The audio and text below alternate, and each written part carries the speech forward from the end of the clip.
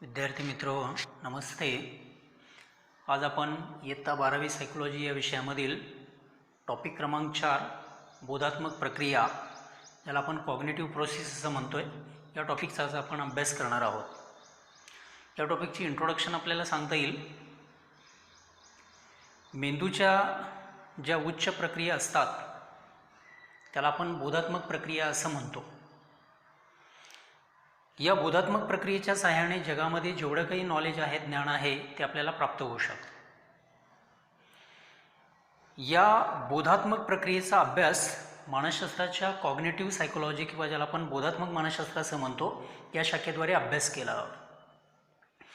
आता या बोधात्मक प्रक्रिया कोणकोणत्या प्रकारच्या असतात तर उदाहरणार्थ आपल्याला सांगता येईल वेदना आहे, सेन्सेशन, अवधान, अटेन्शन किंवा कॉन्सन्ट्रेशन, परसेप्शन किंवा ज्याला आपण संवेदन असं म्हणतो आहे, त्यानंतर अध्ययन आहे लर्निंग, त्यानंतर मेमरी स्मरण, विस्मरण फॉरगेटिंग, विचार प्रक्रिया थिंकिंग प्रोसेस, प्रॉब्लेम सॉल्विंग ज्याला आपण समस्या परिहार असं म्हणतो आहे, त्याचबरोबर तर्क, रिझनिंग, डिसिजन मेकिंग, या सर्व ज्या प्रक्रिया आहेत ज्याला आपण मानसिक प्रक्रिया असंही म्हणू शकतो.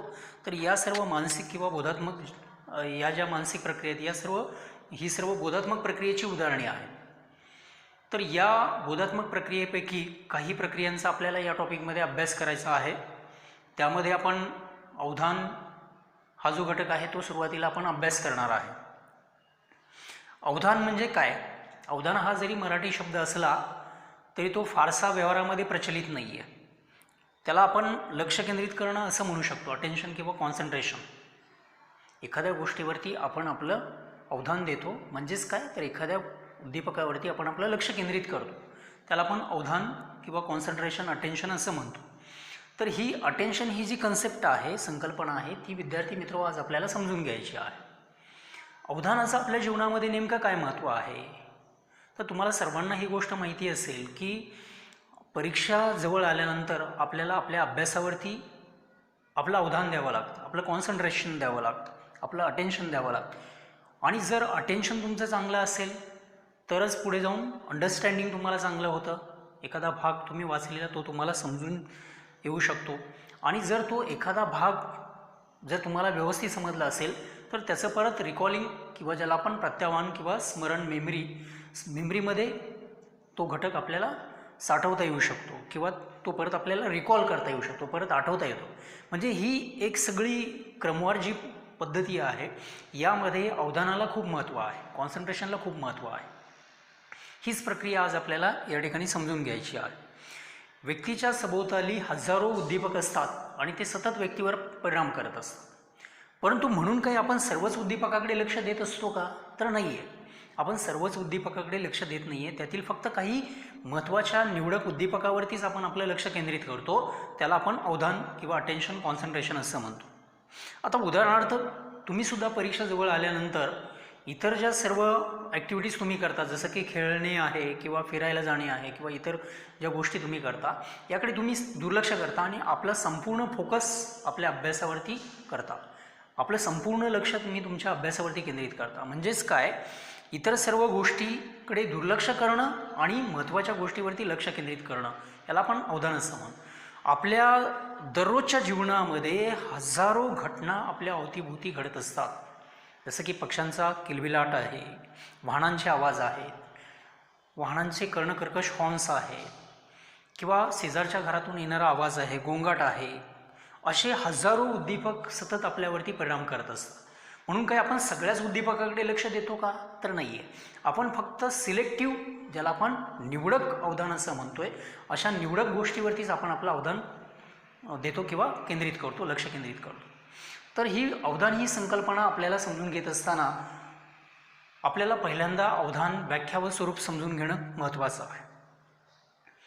अवधानाच्या व्याख्या पाहत असताना पहिली जी अवधानाची डेफिनेशन आहे ती डेफिनेशन गिलफोर्ड या संशोधकाने दिलेली आहे.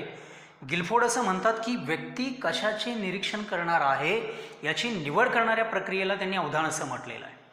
गिलफोर्डच्या या अवधानाच्या व्याख्येचा जर आपण परामर्श घेतला तर गिलफोर्डनी व्यक्ती कशाचे निरीक्षण करणार आहे याची निवड करणाऱ्या प्रक्रियेला त्यांनी अवधान असं म्हटलेलं आहे.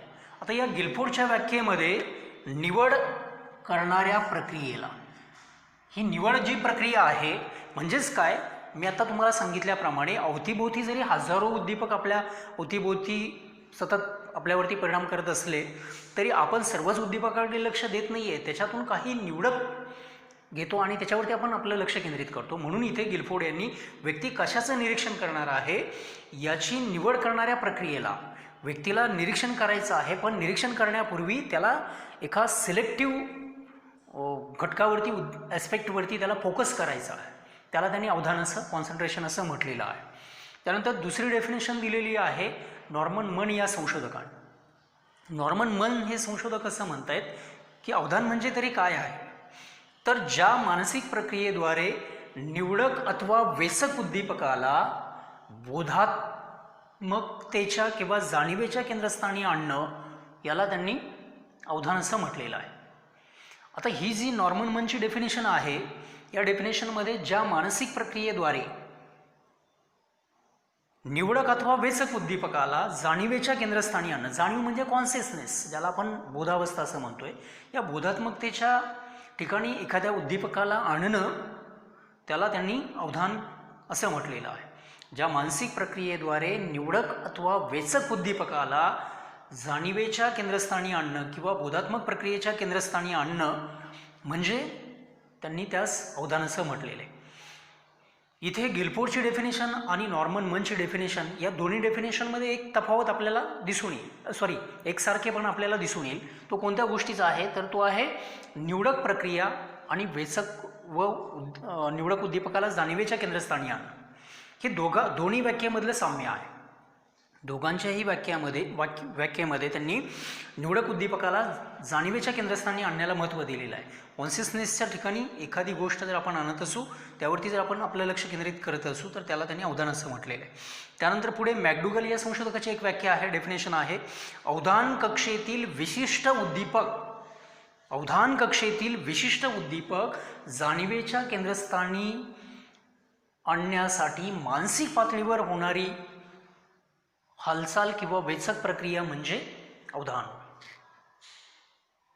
ही जी तिसरी डेफिनेशन आहे मॅकडुगल यांनी या डेफिनेशनमध्ये अवधान कक्षेतील विशिष्ट उद्दीपक, अवधान कक्षा म्हणजे आपल्या अवतीभोवतीच्या घटना, याच्यातील विशिष्ट उद्दीपक सिलेक्टिव्ह स्टिम्युलस याला जाणीवेच्या केंद्रस्थानी जर आपण आणण्यासाठी मानसिक पातळीवर जर आपली हालचाल होत असेल किंवा आपण वेचक किंवा निवडून आपण जर तो घटक इथे जाणीवेच्या केंद्रस्थानी आणत असू तर त्यास त्यांनी मॅकडुगल यांनी अवधान किंवा कॉन्सन्ट्रेशन अटेन्शन असं म्हटलेलं आहे. तर विद्यार्थी मित्र हो, आपण अवधानाचे वेगवेगळ्या डेफिनेशन्स इथे पाहिलेले आहेत. त्यामध्ये गिलफोर्डची डेफिनेशन पाहिली, व्यक्ती कशाचे निरीक्षण करणार आहे याची निवड करणाऱ्या प्रक्रियेला त्यांनी अवधान असं म्हटलेले.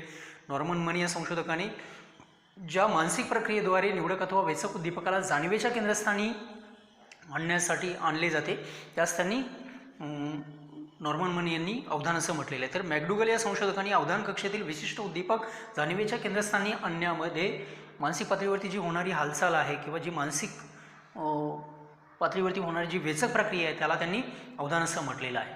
तर या 3 व्याख्या आपण पाहिल्यानंतर याच्या पुढे जाऊन आपल्याला अवधानावरती परिणाम करणारे जे घटक आहेत तर त्या घटकांविषयी आपल्याला थोडक्यात माहिती घ्यायची आहे. हा घटक पुस्तकामध्ये थोडक्यात सांगितलेला आहे, आपण थोडासा विस्तृतपणे त्याचा अभ्यास करणार आहोत.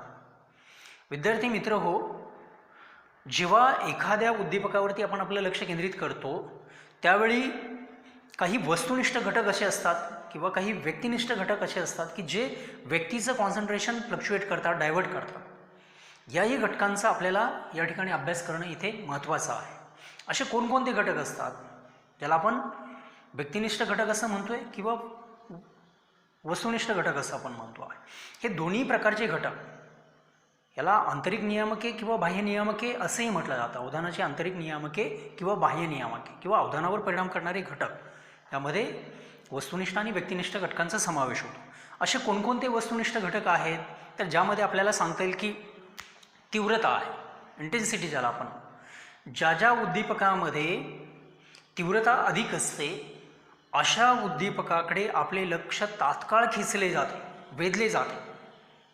बघा, आपल्या अवधानावरती परिणाम करणारे हे सगळे घटक आहेत. आपलं लक्ष खेचून घेण्यामध्ये महत्त्वाचा रोल प्ले करणारे हे सर्व घटक आहेत. यामध्ये पहिला घटक आहे इंटेन्सिटी.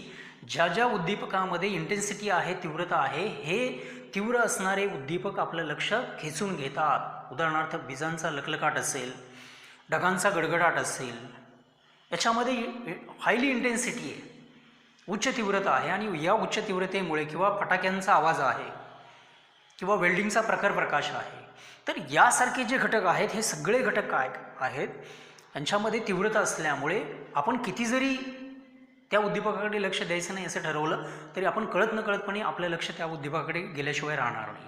उदाहरणार्थ आपण रस्त्याने चाललो आहे आणि अचानक विजांचा गडगडाट झाला, विजांचा लखलखाट झाला, ढगांचा गडगडाट झाला, विजांचा लखलखाट झाला, तर आपलं लक्ष पटकन तिकडे जातं. म्हणजे त्या उद्दीपकामध्ये इंटेन्सिटी आहे, तीव्रता आहे, त्यामुळे त्याकडे आपलं लक्ष जातं. त्यानंतर दुसरा वस्तुनिष्ठ घटक आहे तो म्हणजे साईज किंवा ज्याला आपण आकार असं म्हणतो. वस्तूचा किंवा एखाद्या उद्दीपकाचा आकार जेवढा लार्ज किंवा मोठा तेवढं त्या उद्दीपकाकडे आपलं तात्काळ लक्ष जातं. उदाहरणार्थ आपल्याला सांगता येईल की आपण रस्त्याने जात असताना चौकामध्ये मोठमोठ्या होर्डिंग्जवरती लावलेले ज्या ॲडव्हर्टाईज असतात, जाहिराती असतात, या आपलं लक्ष पटकन वेधून घेतात. या ॲडव्हर्टाईज करणाऱ्या कंपन्यांना ही गोष्ट माहीत असते की तुमचं कॉन्सन्ट्रेशन कसं वेधून घ्यायचं. त्यामुळे त्यांनी या मानसशास्त्रीय तत्वांचा अवलंब केलेला असतो आणि या ज्या जाहिराती आहेत, या जाहिराती त्यांनी मोठ्या साईजमध्ये तिथे वेगवेगळ्या फ्लेक्सवरती त्यांनी लावलेले असतात आणि त्याच्या माध्यमातून लोकांचं लक्ष ते वेधून घेत असतात. म्हणजे एखाद्या उद्दीपकाचा आकार जर मोठा असेल तर त्याकडे आपलं लक्ष जातं. उदाहरणार्थ लहान मुलांना जर तुम्ही एखाद्या गार्डनमध्ये घेऊन गेलात तर तिथे जे खेळण्यातील मोठमोठे हत्ती वगैरे असतात किंवा वाघ असतात, हे जे प्राणी असतात, हे प्राणी त्या आकारामुळे त्यांचं लक्ष पटकन वेधून घेत असतात आणि त्यामुळे त्यांना त्या उद्दीपकाकडे लक्ष त्या व्यक्तीचं तिकडे जात असतं. हाही दुसरा घटक जो आहे तो या अवधानामध्ये इथे महत्त्वाचं आहे, आपलं लक्ष केंद्रित करून घेण्यामध्ये. त्यानंतर उद्दीपकाची जागा किंवा स्थान, ज्याला आपण पोझिशन असं म्हणतो, की उद्दीपक कोणत्या ठिकाणी आहे, त्याचं लोकेशन काय आहे, याच्यावरती सुद्धा त्याची परिणामकारकता अवलंबून आहे. उदाहरणार्थ तुम्ही पाहिलं असेल की घाटामध्ये वळण रस्त्यावरती काही ॲडव्हर्टाईज लावलेले असतात. खरं तर रस्त्याने जाताना मध्ये कुठेही नसतात ॲडव्हर्टाईज, पण घाटामध्ये मात्र ती बस स्लो चाललेली असते आणि अशा वेळी कळत नकळतपणे तुमचं लक्ष त्या होर्डिंग्सकडे जातं किंवा त्या ॲडव्हर्टाईजकडे जातं आणि कळत नकळतपणे तुमच्याकडून तो कंटेंट वाचला जातो. म्हणजे थोडक्यात काय की उद्दीपकाची जागा किंवा स्थान कुठे आहे याच्यावरती सुद्धा त्याची परिणामकारकता अवलंबून आहे. वर्तमानपत्र आपण उघडल्यानंतर त्याच्यावरती किंवा वर्तमानपत्राच्या पहिल्या पेजवरती जर एखादी मोठी जाहिरात असेल तर ती आपलं लक्ष किती जरी आपण ठरवलं तरी नाही, लक्ष त्याकडे द्यायचं ठरवलं तरी आपलं लक्ष ती जाहिरात वेधून घेतच असते.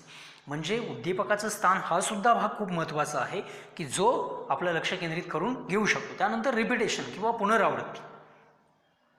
एखादा उद्दीपक एकदा आपल्यासमोर येण्याने आपलं लक्ष त्याकडे जात नाही, परंतु तोच उद्दीपक जर पुन्हा पुन्हा आपल्यासमोर आला, रिपीट झाला, तर त्याकडे मात्र आपलं लक्ष पटकन जातं.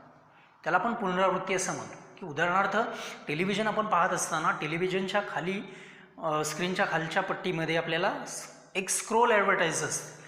ती स्क्रोल ॲडव्हर्टाईज सतत फिरत असते आणि हा जो स्क्रोल आहे तो स्क्रोल आपण वरती त्या टी व्हीचा डिस्प्ले पाहत असलो, त्यावरचं स्क्रीनवरचं प्रोग्राम जरी पाहत असलो तरी कळत नकळतपणे आपलं लक्ष त्या स्क्रोलकडे जात असतं. कारण का हा जो स्क्रोलचा ॲडव्हर्टाईजचा भाग आहे तर तो पुन्हा पुन्हा तुमच्यासमोर येतो. एकदा ती पट्टी जाते, पुन्हा काही वेळानंतर परत तीच पट्टी तुमच्यासमोर येते, परत तीच येते. याला काय म्हणतो आपण? पुनरावृत्ती असं.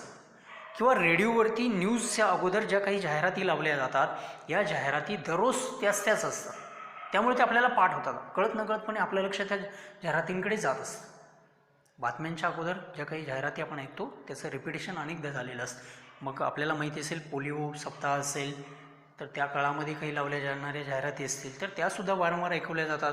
आता आपण पाहतोय की हँड सॅनिटाईज कसा करायचा याबद्दलच्या काही जाहिराती आहेत किंवा मास्कबद्दलच्या काही जाहिराती आहेत, तर त्या एवढ्या पुन्हा वेळा लावल्या जातात, ऐकवल्या जातात आपल्याला की कळत नकळतपणे आपलं लक्ष तिकडे गेल्याशिवाय राहत नाही आहे. त्यानंतर पुढचा घटक आहे तो म्हणजे गती. स्थिर उद्दीपकाच्या तुलनेमध्ये गती किंवा गतिमान उद्दीपक आपलं लक्ष तात्काळ वेधून घेतो. एखादा बाईक स्वार किंवा वाहनधारक जर वेगाने वाहन घेऊन चाललेला असेल तर त्याकडे आपलं लक्ष पटकन जातं. किंवा उंच आकाशामध्ये वेगात जाणारं एखादं विमान असेल तर ते विमान आपलं लक्ष पटकन वेधून घेतं. कारण का, स्थिर उद्दीपकाच्या तुलनेमध्ये गतिमान उद्दीपक आपलं लक्ष केंद्रित करून घेत असतात.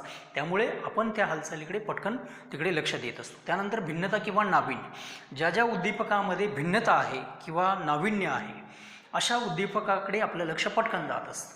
आता भिन्नतेचं किंवा नाविन्याचं उदाहरण आपल्याला देता येऊ शकेल की वर्गात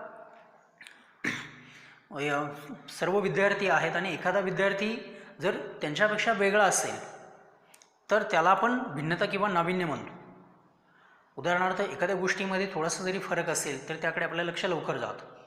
काहीतरी वेगळेपणा दिसला, काहीतरी नाविन्य दिसलं तर आपलं त्याकडे लक्ष जातं. आपण रस्त्याने जात असताना अचानक एखाद्या ठिकाणी काल परवापर्यंत काहीच बदल नव्हते आणि अचानक जर काही बदल तुम्हाला दिसले तिथे तर त्याकडे तुमचं लक्ष पटकन जातं. कारण तिथे नाविन्य आहे, काहीतरी नवीन गोष्ट झालेली. एखादा मॉल सुरू झालेला असेल,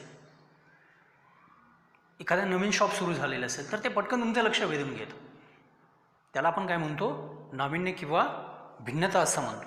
तर या भिन्नतेमुळे किंवा नाविन्यतेमुळे सुद्धा आपलं लक्ष त्या उद्दीपकाकडे जाऊ शकतं. वर्गातील सुद्धा आपल्याला एखादं उदाहरण देता येऊ शकेल भिन्नतेसंदर्भात किंवा नाविन्य संदर्भामध्ये.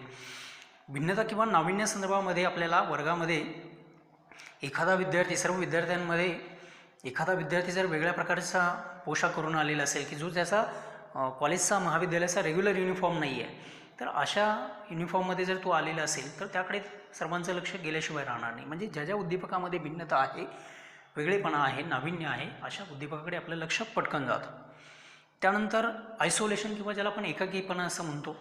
जो उद्दीपक एकटा आहे, स्थिर आहे, अशा उद्दीपकाकडे आपलं लक्ष लवकर जातं.